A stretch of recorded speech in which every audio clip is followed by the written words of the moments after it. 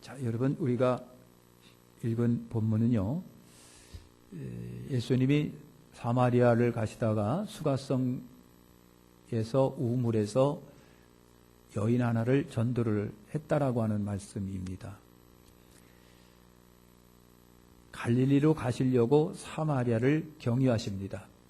보통 유대인들은 갈릴리를 가려면은 사마리아 지역을 통과하지를 않고 우회해서 이렇게 돌아갑니다. 절대로 유대인들은 사마리아 사람하고 상종하지 않으려고 하기 때문에 여러분 그랬습니다. 그런데 예수님은 여러분 그 사마리아를 경유해서 가시려고 직접 통과하십니다. 근데 거기에 분명한 의도가 계셨다라고 하는 것을 우리가 알 수가 있습니다. 한 영혼이 천하보다 귀하기 때문에 그렇다. 그래서 수가란 동네에 야고보의 우물이 있었는데 예수님이 그때 우물에 도착하셨던 시간이 정오 12시였다. 가장 햇빛이 강하게 내리쬐는 뜨거운 12시경이었다라고 하는 것입니다. 예수님이 그 우물에서 수가락성 우물에서 사마리아 여인 하나를 만납니다. 그래서 물을 달라고 요청을 합니다. 유대인 남자가 사마리아 여자에게 물을 달라고 하니까 여인이 굉장히 낯설어 합니다. 어떻게 유대인 남자가 이방인 여자, 사마리아 여자에게 물을 달라 합니까? 굉장히 낯설어 합니다. 예수님이 물을 달라는 이가 누군 줄 알았다면, 내가 물을 달라는 이가 누군 줄 알았다면 오히려 너가 나에게 물을 구했을 것이고 그러면 물을 주었을 것이라고 주님이 이렇게 말씀을 하십니다. 여인은 깊은 우물이고 그릇도 없는데 어떻게 물을 떠서 내게 줄 수 있느냐고 응수를 합니다. 예수님이 이 말씀을 하십니다. 이 물을 마시면 또다시 목마르지만 내가 주는 물은 영원히 목마르지 않을 것이라고 하셨습니다. 호기심이 발동한 여인은 그 물을 달라고 예수님께 요청을 합니다. 그런 물을 내게 주셔서 목마르지 않고 또 여기 물길로 오지도 않게 하옵소서. 그런 여인에게 예수님이 뜬금없이 내 남편을 불러오라 그럽니다. 내 남편을 불러오라. 당황한 여인이 나는 남편이 없습니다. 그때 예수님이 하신 말씀이 그겁니다. 옳다. 내 말이 옳다. 너는 남편을 5이나 갈아치웠다. 지금도 있는 남편이 내 남편은 아니다. 여러분 얼마나 여인이 당황하게 했습니까? 어떻게 내 속사정과 내 형편을 아십니까? 당신은 선지자입니까? 라고 하는 말씀을 이제 우리가 읽은 말씀 가운데 하고 있습니다. 본문을 통해서 여러분 저나 여러분이나 참 만족을 누리시기를 축원합니다. 사람은요 무한히 목마르고 배고픕니다. 무한히 목마르고 배고픈 존재가 여러분 사람이에요. 자, 우리가 이 말씀 속에 첫째로 사람은요 만족을 찾아 방황하는 존재들이라고 하는 겁니다. 만족을 찾아 방황하는 존재들. 우리가 읽은 16절과 18절에 보니까 가서 내 남편을 불러오라. 여자가 대답하여 나는 남편이 없나이다. 예수께서 가라사대 내가 남편이 없다 하는 말이 옳도다. 내가 남편이 5이 있었으나 지금 있는 자는 내 남편이 아니니 내 말이 참되도다. 여러분 남편이 5이 있었답니다. 여인에게 5이 있었답니다. 그런데 만족을 모르는지 남편을 수시로 여인이 우리가 바꿨다라고 하는 것을 우리가 충분히 짐작할 수가 있습니다. 남편을 찾아 방황하는 여인. 이유가 뭘까? 사람은 성전이 꼭 남편만은 아닐 거라고 하는 겁니다. 남편만은 아닐 거예요. 행복을 찾아 방황하는 여인일 수도 여러분 있을 것입니다. 남편 잘 만나서 돈 부족함이 없이 돈 쓰는데 부족함이 없이 돈벼락 맞고 싶은 그런 충동 때문에 계속해서 남편을 갈아치울 수도 있을 겁니다. 남편을 잘 만나서 인생 편안히 살고 싶은 마음이 이 여인에게 있었을 수도 여러분 있다라고 하는 거예요. 그것뿐이겠습니까? 오늘 여러분 우리 주변에 수많은 사람이 여러분 성욕 찾아 방황합니다. 쾌락을 찾아 여러분 방황합니다. 혹은 즐거움과 쾌락을 찾아 산과 들로 방황하고 있는 것을 우리가 봅니다. 때로는 명예를 찾아 방황하고 권세와 권력을 찾아 방황하는 것을 우리가 봅니다. 이리 흔들리고 저리 흔들리고 이리 가고 저리 가고 수많은 사람이 헤매고 방황하면서 만족함이 없는 자기 속을 채우기 위해서 이 지금도 방황하고 있다라고 하는 것입니다. 이 여인이 그런 것 같습니다. 남편만은 아닌 것 같습니다. 그렇다 보니까 이 여인의 삶 자체가 굉장히 공허합니다. 이런 특징을 갖고 있는 사람들은 여러분 늘 만족이 없습니다. 뭔가 텅 비어 있습니다. 그래서 채워도 채워지지 않습니다. 밑 빠진 독에 물 채우는 것처럼 채워도 만족함이 없는 스타일의 삶을 여러분 살고 있는 겁니다. 이런 사람에게 기쁨도 없습니다. 즐거움도 없습니다. 솔직히 행복도 여러분 없습니다. 사랑하는 성도 여러분, 이런 사람에게 부작용이 나타납니다. 여러분, 사람과의 만남이 원활하지를 못합니다. 사람을 피합니다. 다시 말하면 인간과의 교제가 끊어진다고 하는 거예요. 사람을 만나는 것을 두려워합니다. 그러다 보니까 삶의 기쁨도 없습니다. 충족함도 없습니다. 자족도 없습니다. 만족도 없습니다. 여러분, 사람은요, 사람과의 내 것을 나누면서 생활할 수 있는 존재들입니다. 그런데 이런 사람들은 여러분 절대로 나누는 삶이 없습니다. 섬기는 삶이 여러분 없다라고 하는 것입니다. 하나님께 예배, 여러분 형식적일 수밖에 없습니다. 이것은 온전한 만족이 없는 사람에게 나타나는 여러분 부작용이에요. 우리는 여인에게서 인간의 목마름과 배고픔을 우리가 발견합니다. 어떻게 보면 이 여인을 통해서 우리 사람의 모습을 적나라하게 볼 수가 있습니다. 우리의 만족함이 없어서 이리도 헤매고 저리도 헤매고 방황하고 또 찾아 헤매는 인생들을 우리는 이 여인을 통해서 발견합니다. 여러분, 사람은 연령대별로 욕망을 따라 방황하는 존재라고 말한 사람이 있어요. 여러분, 사람의 20대는 교제의 욕망에 사로잡혀 있답니다. 그래서 이성을 찾아 헤매고 방황하고 여러분 그럽니다. 여러분 30대는 사업의 욕망이 있답니다. 돈을 벌기 위해서 막 골머리를 썩이고 이것도 해보고 저것도 해보고 물질을 찾아 여러분 벌려고 방황하고 한다는 거예요. 40대는 여러분 명예의 욕망에 사로잡혀 있답니다. 웬만큼 살만하니까 인기 있는 자리를 찾아 헤맵니다. 높은 자리에 앉고 싶어 합니다. 초점을 받고 싶어 합니다. 이런 것이 40대랍니다. 50대는요, 이름을 남기려고 하는 욕망에 사로잡힙니다. 그래서 자기 이름을 내보려고 합니다. 자기 이름을 걸어보려고 합니다. 자기 이름을 드러내 보려고 합니다. 어디든지 자기 이름이 기록되기를 바라고 불려지기를 바라고 높여지기를 바라고 위에 있기를 바라는 것이 여러분 50대랍니다. 60대는요. 탐심, 탐욕의 욕망 속에 사로잡힌답니다. 어느 때는 돈이 있고 명예도 있고 살만하니까 원초적인 사람의 탐욕 속에 빠져든답니다. 이것이 60대라고 합니다. 결국 보면은요. 인간은 어떻게 보면 불행하지만 욕망의 덩어리라고 하는 것을 우리가 알 수가 있습니다. 만족을 모르고 방황하는 존재들입니다. 만족을 모르고 방황하는 존재들. 외국인들이 처음에 한국에 올 적에 더러운 소문 갖고 찾아오는 사람들이 많답니다. 그 더러운 소문은 역시 더러운 거예요. 한국의 여자들은 너무 쉽게 빨려들고 꼬실 수 있다라고 하는 나쁜 더러운 생각들 갖고 찾아온답니다. 사랑하는 성도 여러분, 왜 그렇게 됐는지 모르겠어요. 우리나라가 여러분 그렇게 수많은 사람이 만족을 모르고 지금도 들로 산으로 계속해서 헤매고 방황하는 수많은 사람들이 존재합니다. 깜짝 놀랄 정도로 그렇습니다. 이것은 결국 인간은 욕망 덩어리라고 하는 것입니다. 만족을 모르고 방황하는 존재입니다. 그래서 인간은요 항상 배고프고 목마른 거예요. 지금도 배고픕니다. 지금도 목마릅니다. 마치 먹이를 찾아 어슬렁거리는 사자처럼 하이에나처럼 동물들처럼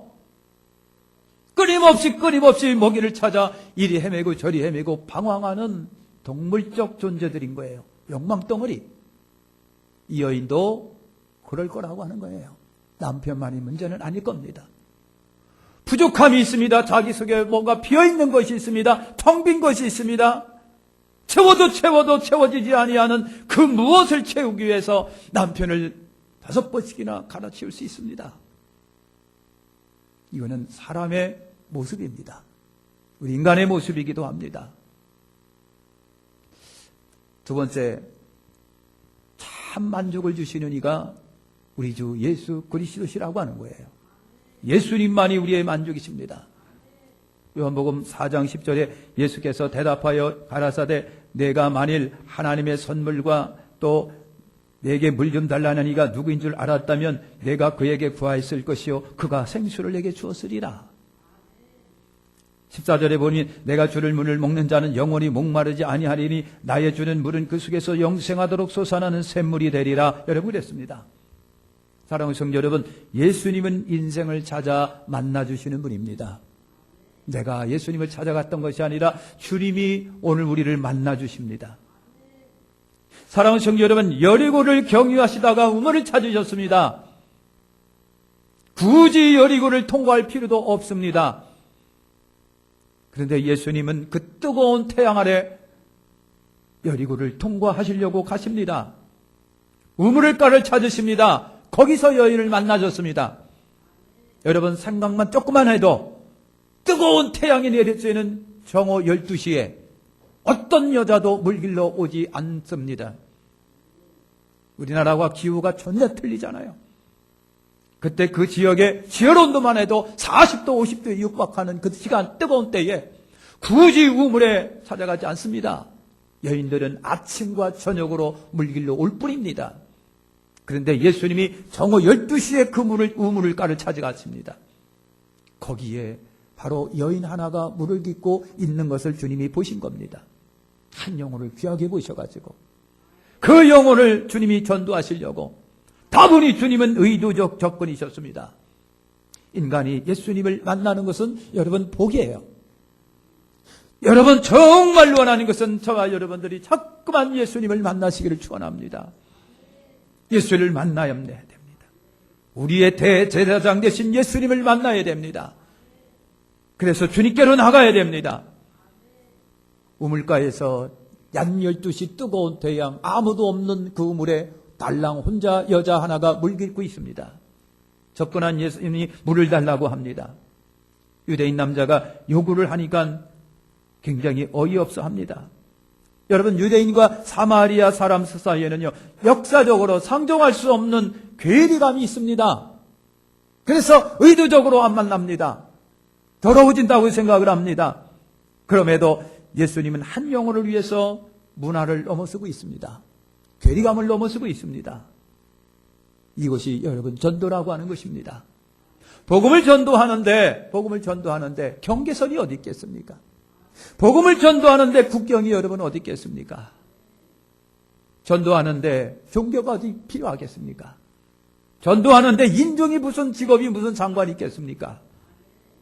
예수님은 사마리아 성에 사마리아 여인 그 여인을 만나려고 그 뜨거운 태양 아래 우물을 찾아갔습니다.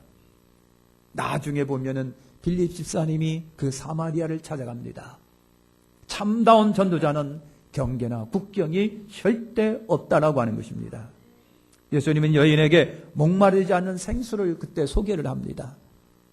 호기심이 발동한 여인이 예수님께 그럽니다. 그 물 좀 나 좀 주세요. 물 길러 오지 않게 그랬습니다.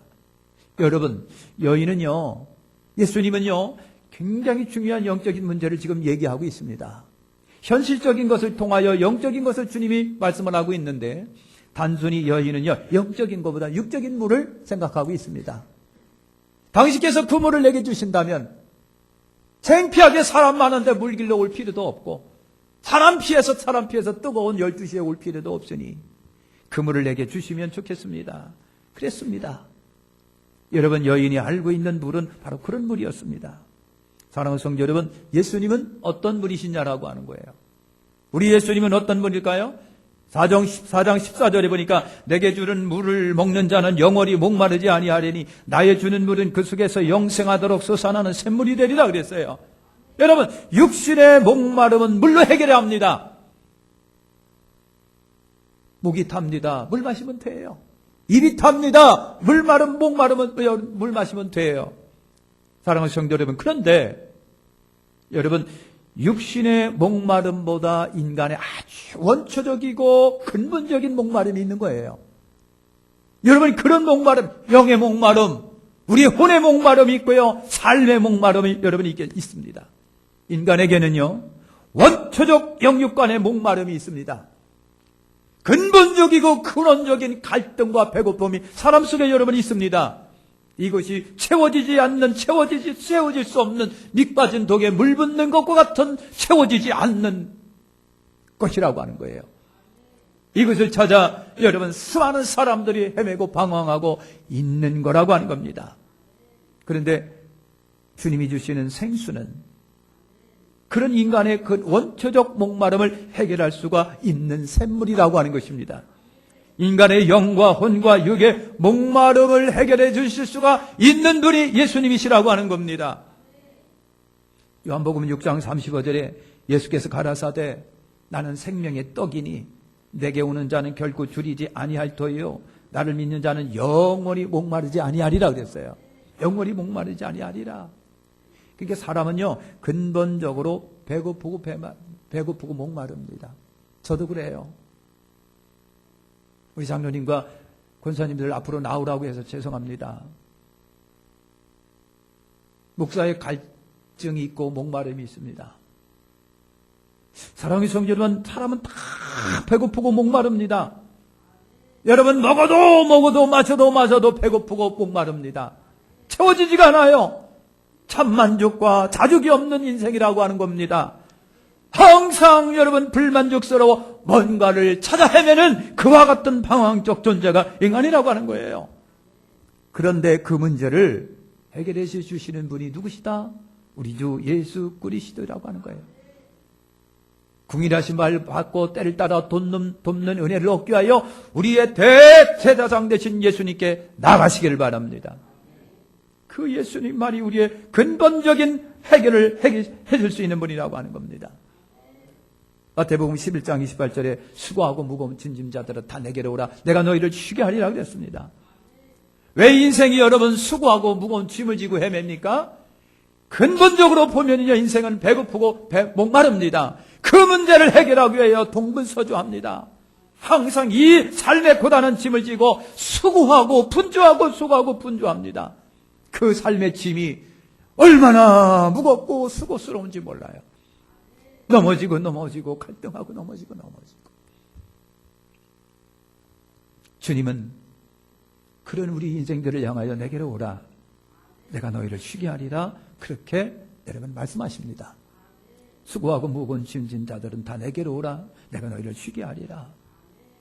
요한복음 7장 38절과 39절에 보면 나를 믿는 자는 그 성경 이름과 같이 그 배에서 생수의 강이 흘러나리라 하시니 이는 그를 믿는 자의 받을 성령을 가리켜 말씀하신 것이라고 그랬어요. 예수님이 주시겠답니다. 생수를 주시겠답니다. 우리의 배고픔과 목마름을 해결하는 물을 주시겠답니다. 생수를 주시겠답니다. 그 생수를 성경은 성령님이라고 말씀을 합니다. 성령님이 우리 안에 계시면 영원히 다음이 없는 샘물이 되리라 그랬어요. 샘물이 되리라. 여러분 생수는요 가람을 해결해 줄 수 있는 거예요. 생수는 가람을 해결해 줄 수 있는 거예요. 물을 마시고 나면 시원합니다. 순식간적으로 해결이 됩니다. 생수는 가람을 해결하는 물입니다. 그런데 샘물이라고 하는 것은요 그 물이 끊어지지 아니하고 계속해서 솟아나는 것이 샘물이에요. 주님이 우리 속에서 쉽게 끊어지지 않은 샘물을 주시겠다는 얘기예요. 그 샘물이 솟아나면은요 우리 속의 배고픔과 목마름이 해결이 되는 거다라고 하는 것입니다. 여러분 생수는 주님께서 아까 말씀하신 대로 받을 성령이시라고 말씀합니다. 성령님은 여러분 예수님이 주십니다. 예수를 믿고 영접하고 따를 때에 성령님은 내 안에서 임하시고요. 그 성령님은 영원히 목마르지 않은 참 만족을 나와 여러분에게 주신다는 거예요. 참 만족을 성령님이 나와 여러분 속에 주신답니다. 예수님이야말로 인생의 배고픔과 목마름을 해결하시는 분이에요. 인생의 목마름과 배고픔을 해결하시는 분. 북한에 꽃제비들이 굉장히 많아요. 꽃제비가 종류가 많답니다. 노인 꽃제비, 군인 꽃제비, 애들 꽃제비, 주부 꽃제비 있다는 거예요. 그 꽃제비는 여러분 뭡니까? 그냥 길거리 방황하고 돌아다니다 있으면 콩 주워도 먹고 옥수수 있으면 옥수수 하나를 주워 먹고 살아가는 거예요. 군대에서 제사하고 나니까 집도 없어지고 부모는 전부 다 먹을 수 없어서 전부 다 꽃제비로 나갔고 10년 만에 제대하고 나니까 살 길이 없어갖고 꽃제비로 나갔다는 겁니다. 방황하고 옷을 그냥 더럽게 해가지고 시장바닥을 헤매면서 누가 뭐냐 그래서 여러분 개하고 꽃제비하고 대결을 벌이는 거예요. 떨어진 건 개가 주워 먹으려면 돌 던져가지고 개를 쫓아낸 다음에 내가 먹는다 하고 달려드는 것이 꽃제비라는 거예요. 여러분 먹을 게 떨어지니까 사람이 그렇게 심각하게 변하잖아요. 우리 속에 근본적인 영혼의 목마름과 갈증이 해결이 안 되면 나나 여러분이나 꽃제비, 영적 꽃제비가 다 될 거라고 하는 겁니다. 그 예수님의 이름으로 그 문제를 우리가 해결해 나가시기를 축원합니다.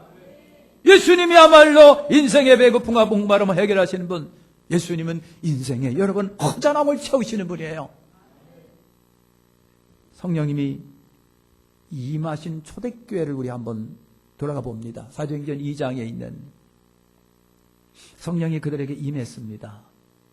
그리고 그들에게 나타난 현상들이 있습니다. 그들이 열심히 성령 받고 가르침을 받았다 그랬습니다. 그리고 서로 인간적인 만남, 즉 교제가 막 풍성하게 이루어집니다. 사람이 그리워 만납니다. 그래서 착 찾아옵니다. 표적과 기적이 예수님의 이름으로 막 일어납니다. 그것은 그들 속에 영역이 있었다는 얘기입니다. 서로 내 것을 아낌없이 나누는 풍성함이 나타나게 됐습니다. 열심히 모였습니다. 마음에서 참 기쁨이 샘솟았습니다. 하나님을 찬미했습니다. 사람들에게 칭찬을 받았습니다. 이것이 성령이만 초대교회의 현상이었습니다. 사랑하는 성도 여러분, 이 초대교회의 참된 기쁨과 만족을 이 우물가 수가성 여인에게 없었다라고 하는 겁니다. 수가성 여인에게 초대교회의 그와 같은 풍성함이 여인에게서 없었습니다. 찾아볼 수가 없었습니다. 여러분, 성령이 없는 사람에게 찾아보기 힘든 현상, 주님은 여인에게 이렇게 되는 물을 주시겠다라고 말을 하는 겁니다. 이렇게 할 수 있는 물을 주시겠다. 성령님은 이처럼 우리 영혼에 참 만족을 주시는 분이라고 하는 거 꼭 기억하시기를 축원합니다. 여러분, 성령님의 5대 은혜가 있습니다. 성령님의 5대 은혜. 성령이 내 안에 충만하시면요, 5가지 엄청난 은혜가 우리에게 임합니다. 첫째가 뭐냐면요, 평화와 평강의 은혜입니다. 평화와 평강의 은혜. 내 속이 평화롭습니다. 강같이 평화가 내 속에 안정적으로 흐릅니다. 초조하지 않습니다. 불안하지 않습니다. 염려 근심에 사로잡히지 않습니다. 두 번째는요, 기쁨과 즐거움의 은혜가 우리 속에 임합니다. 그냥 기뻐요. 그냥 즐거워요. 그냥 감사하고 기쁘고 즐거워요. 누가 뭐 어떻게 한 것도 아닌데 그냥 즐겁고 감사해요.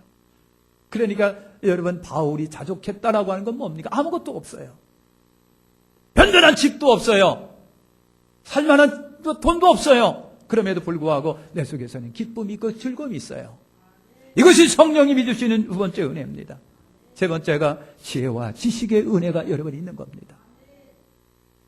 여러분, 삶을 살아가면서 신앙생활하면서 하늘의 이치를 깨달아야 합니다. 주님의 말씀을 들을 때마다 내 속에서 막 감동과 감학이 일어납니다. 지혜와 지식이 성령을 통해서 우리에게 공급되는 거예요. 네 번째가 뭐냐면 권세와 능력의 은혜가 있습니다. 절대로 오늘 우리가 무능하지 않습니다. 여러분, 우리가 예수 믿으면 하나님의 자녀가 된 권세가 있습니다. 그래서 여러분, 악한 영들을 향하여, 죄를 향하여, 수많은 병을 향하여 예수의 이름으로 대적하여 물리칠 수 있습니다. 이것이 권세입니다. 하나님의 자녀가 된 권세가 성령을 통해서 우리에게 주어집니다. 마지막 5번째가 여러분, 우리 속에 만족과 자족의 은혜가 일어납니다. 만족과 자족의 은혜가 있습니다. 뭔가를 채우려고 아둥바둥하지 않습니다. 하나님이 주신 걸 감사하면서 살아갑니다. 이것이 만족과 자족의 은혜라고 하는 거예요. 죄송하게도 오늘 수가성 여인에게 이것이 없었습니다. 아니, 우리 인류에게 그것이 없습니다. 오늘 사람들에게 여러분 이 은혜가 없습니다. 예수 없는 인생들에게 이런 은혜가 없습니다. 지금 우리에게도 없을 수 있습니다. 불신자들에게 전혀 찾아볼 수가 있습니다. 이런 은혜가 없기 때문에 인생은 날마다 배고프고 목마릅니다. 끊임없이 찾아 방황하고 헤매고 돌아다닙니다. 그러나 예수님은 믿는 우리에게 성령을 통해서 여러분 이것을 주십니다. 사랑하는 성도 여러분, 예수 그리스도를 나의 주 하나님으로 영접하시고 예수 믿음으로 성령 충만하시고, 그래서 이 자족의 은혜가, 만족의 은혜가 여러분 속에 기쁨과 생수가 터져나오듯 솟아나시기를 축원합니다. 세 번째는 예수 안에 누리는 여러분 참 만족이라고 하는 겁니다. 예수 안에 누리는 참 만족. 요한복음 4장 28, 30절에 보니까 여자가 물동이를 버려두고 동네에 들어가서 사람들에게 이르되 나 행한 모든 일을 내게 말한 사람을 와 보라. 이는 그리스도가 아니냐 하니 저희가 동네에서 나와 예수님께로 오더라. 여러분, 우물에서 한 번도 못 본 예수를 이 여인이 만납니다. 그리고 예수님과 깊은 대화를 오고 가는 속에서 그가 진짜 기쁨을 만난 거예요. 참된 즐거움을 만난 겁니다. 그러니까 보화를 발견한 거예요. 보화를 발견했습니다. 예수 만난 기쁨이 이 속에 막 넘쳐납니다. 그래서 여러분, 여인이요, 예수 만나고 예수님이 직설적으로 남편 데리고 와. 그리고 여인은 그걸 피하기 위해서 이것도 질문하고 저것도 질문하는데 예수님 끝까지 그 여인을 향하여 여러분 말씀을 전합니다. 그래서 예수를 그가 진짜로 만납니다. 여러분, 오늘 말씀의 쭉 뒤에 뒤편을 보시면요, 예수님은, 여인이 예수를 만나고 변화됐습니다. 그리고 어떻게 했습니까? 물 길러 왔다가 물동이를 내버리고 동네로 뛰어들어갔다고 그랬습니다. 여러분, 물 길르려고 물동이를 이고 왔다가 물동이를 내버리고 동네로 들어갔다.